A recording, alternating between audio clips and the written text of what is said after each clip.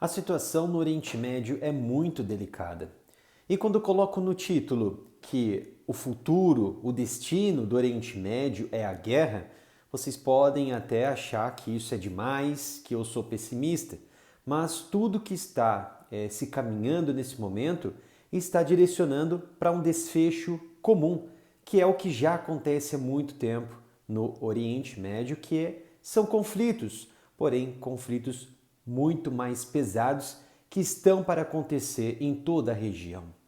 Como vocês já sabem, principalmente para você que acompanha aqui o canal, sabe que há uma negociação em andamento entre Egito, Catar e Estados Unidos em prol da pacificação da região, principalmente Israel e o Irã, para que não haja nenhum conflito regional por conta das promessas de vingança por parte dos ayatolás que podem ali lançar ataques de precisão contra o Estado de Israel. Mas eu vou lembrar aqui, resumidamente, de forma muito rápida, o que levou a esse desfecho. Primeiramente, vamos destacar aqui o ataque em 6 de outubro do ano passado, 6, 7 de outubro do ano passado, onde o Hamas, o grupo terrorista que fica na região da faixa de Gaza, invadiu e atacou Israel.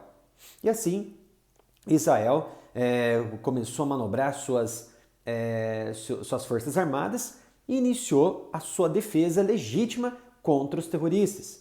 Aí surgiram os grupos que prometeram ajudar, auxiliar nessa guerra de Gaza contra Israel, como o Hezbollah, situado no Líbano, e assim o Iêmen com os Houthis, os grupos terroristas Houthis, que começaram a atacar diretamente navios mercantes e até mesmo navios militares da coalizão internacional liderada pelos Estados Unidos e ainda lançando ataques lá em direção à região sul de Israel.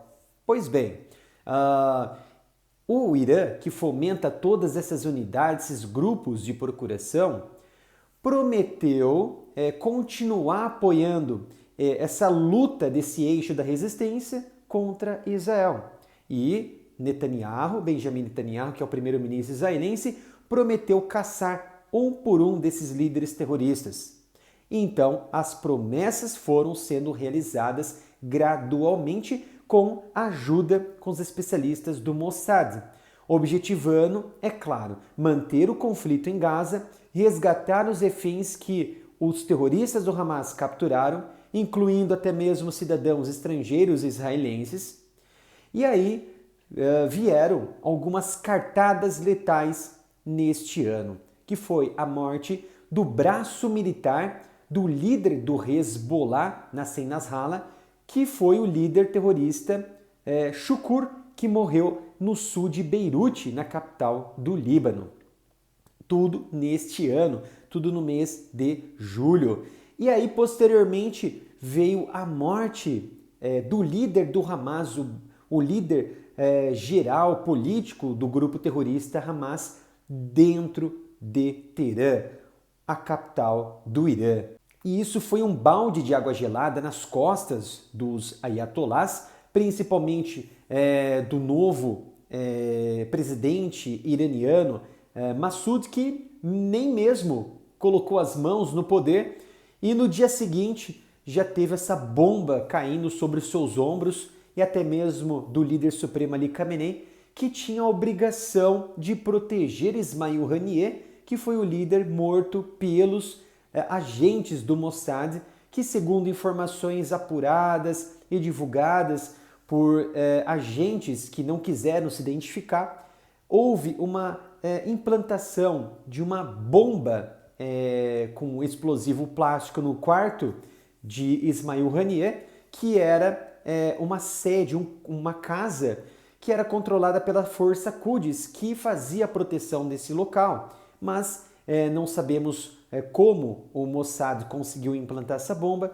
e assim tirou a vida desse líder terrorista. Logo em seguida, os ayatolás juraram vingança, juraram que iriam lançar ofensivas contra Israel, mesmo que as consequências fossem uma guerra regional em todo o Oriente Médio.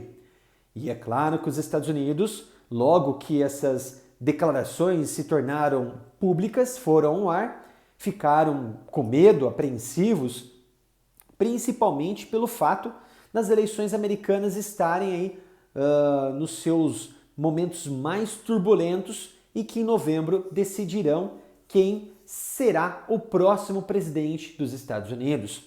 Por quê?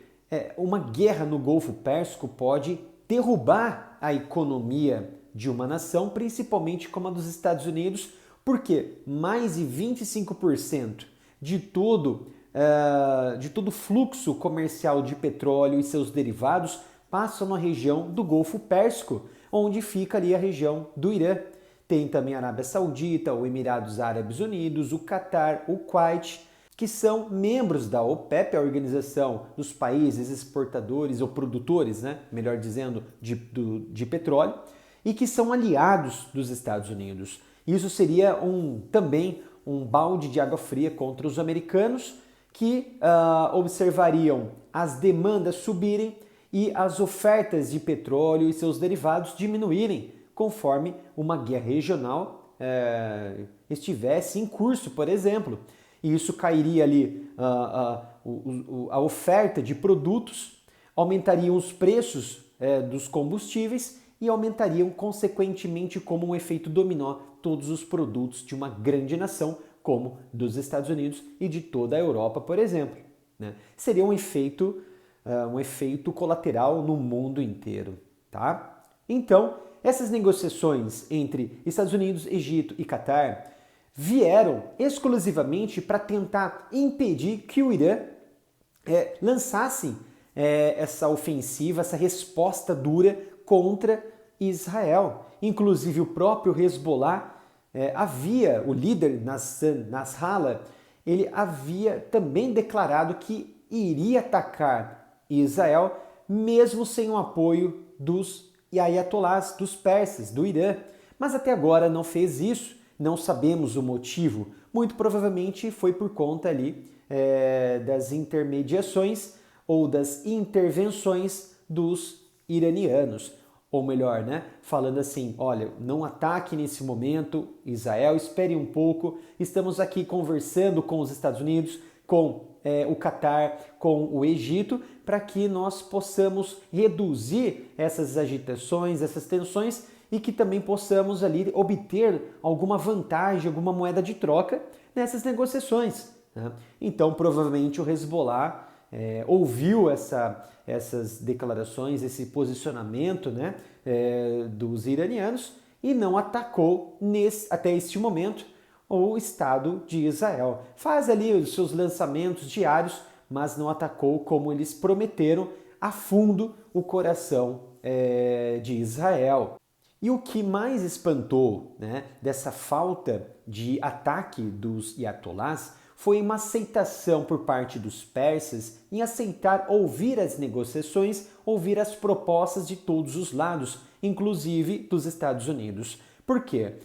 Os americanos estão sentando com os egípcios, com os membros do Catar, o governo do Catar, tanto no Cairo, no Egito, quanto dentro do Catar, para tentar obter ali propostas que favoreçam ambos os lados, né? Então foi interessante que o Irã ele parou, pensou e disse, bom, precisamos então de uma garantia absoluta que o Israel vá cumprir de forma assim à risca, né, esses futuros acordos, essa possibilidade de negociação. O qual a primeira etapa dessa negociação que está sendo ali trabalhada por essas partes é um cessar-fogo em Gaza em troca da pacificação e parar esses ataques contra os palestinos. E o Irã declarou abertamente que não retaliaria Israel, não iniciaria ali um conflito, mediante ali um fim dessas hostilidades contra os palestinos. A vida dos palestinos, então, estariam em primeiro lugar ao invés de uma retaliação contra Israel. Deu a entender isso. No entanto, há muita coisa por trás dessa frente, né, de negociação em que os bastidores não são mostrados. Provavelmente os persas estão tentando obter lucros, vamos dizer assim, estão tentando obter vantagens, moedas e trocas que não estão sendo ditas nesse momento, em que o governo de Joe Biden não se manifestou ainda, não disse quais seriam essas barganhas, essas moedas e trocas, e que possivelmente, pelo retrato histórico dos persas, muito provavelmente tem relação com o programa nuclear ou também as questões e sanções econômicas contra o país. Então isso seria colocado na mesa para o Catar trabalhar junto com o Egito e os Estados Unidos para que eles moldassem um acordo interessante para que no futuro pudessem sentar junto com Israel e não iniciar ali uma retaliação e assim evitar uma guerra regional. Então, provavelmente há moedas e trocas ali rolando nos bastidores, como questões relacionadas com as sanções econômicas, relacionadas também com as sanções nucleares, e que provavelmente isso será aceito pelos persas. Mas é claro que há também uma questão envolvendo diretamente negociação entre Hamas e Israel. Por quê? Quando uma parte como Hamas aceita ali determinadas propostas, Israel não aceita. Quando Israel aceita, o Hamas não aceita. Então essa briga aí de quem puxa mais, de quem puxa menos, e um sempre está ali reclamando dos benefícios que o outro poderia receber em troca ali dessa negociação e dessa possibilidade de acordo para que não haja ali essa continuidade dessas hostilidades e assim evitasse ali uma guerra regional entre Israel e o Irã. Então eu trouxe aqui alguns tópicos que eu levantei que estão colocando uma dificuldade nessas conversas entre as partes. Tanto Hamas quanto Israel vêm dificultando o trabalho desses intermediadores, Egito, Estados Unidos e Catar. Mas observem que o Hamas está tentando trazer para o debate alguns benefícios que poderiam colocar em risco a estabilidade de Israel. Por exemplo, a última reunião no Cairo, no Egito, não teve um progresso como os Estados Unidos esperavam, né? Por quê? O Hamas ele não aceitou algumas propostas, o Catar fez vistas grossas com as solicitações dos Estados Unidos e do próprio Egito, e isso enfureceu Israel, que não aceitou algumas determinações que eles colocaram na mesa de negociação. Por exemplo, parece que o Hamas ele tenta obter uma garantia que poderão colocar Israel em uma situação ruim e até mesmo perder a oportunidade em acabar com essa guerra e acabar com a permanência dos terroristas do Hamas na região de Gaza.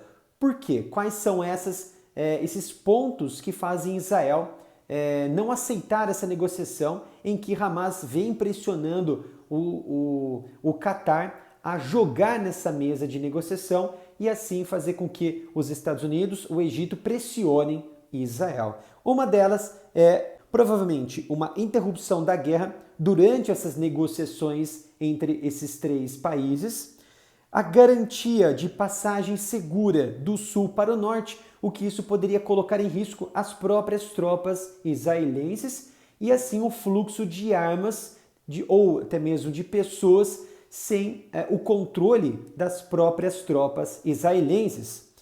Outro ponto, o corredor Filadélfia, que corta a região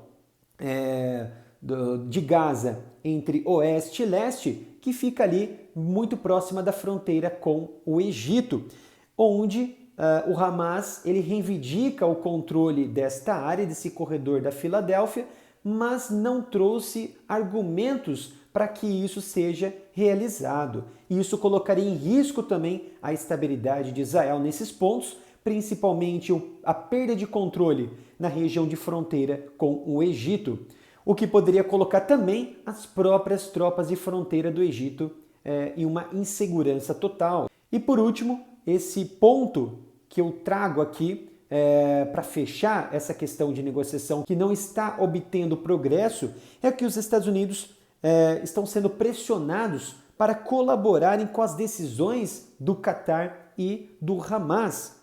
automaticamente, é claro, para se chegar a um acordo e assim atropelar ou até mesmo pressionar Israel a aceitar de vez e colocar fim nessa guerra que já vai chegar ali a um ano de conflito e evitar possivelmente uma grande guerra regional com os persas. Então tudo está sendo pressionado nesse momento contra Israel. Eles querem que Israel aceite o cessar-fogo, mas sem garantias em troca, e assim evitar uma retaliação dos persas. Então era esta análise que eu queria trazer para vocês, que a situação está cada vez se degringolando na região do Oriente Médio e possivelmente poderemos ver ou não uma retaliação do Irã contra Israel. Espero que vocês tenham gostado dessa análise. Não se esqueça de curtir, compartilhar esse vídeo e, é claro, se inscrever e acionar o sino de notificação para não perder nenhum vídeo. Obrigado pela sua presença e nos vemos no próximo vídeo aqui no canal.